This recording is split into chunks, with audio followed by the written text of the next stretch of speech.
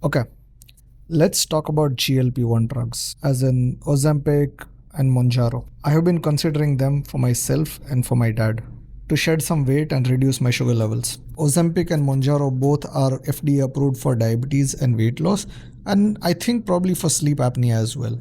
One of the problem is with these weight loss studies of GLP-1 drugs is that in these studies there were very few people with Indian body type, so there is not enough data, but there is enough data for treating type 2 diabetes. So I was actually very hopeful for these drugs, but the trend so far that I am seeing is that doctors who actually can understand these studies are not excited about these drugs. So far I've talked to 4 different doctors. All of them are MDs. Recently my dad visited a doctor, and the doctor he goes to is like the best in the state.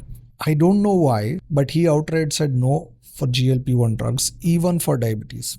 I talked to a surgeon from Australia. Even he said that, oh, I will never put that shit in my body. 2 of my school friends are MDs and they are really good doctors. Both of them were not excited about these medicines. And mind you, these people are super incentivized to prescribe you these medicines because this is one of the fastest growing industry, and there is a crazy push from big pharma to sell these drugs. Only people I see excited about these drugs are mostly tech bros, and I assure you they don't know how to read any of these medical studies. And don't even get me started about people who are trying to sell you medicines that are not FDA approved in the name of research.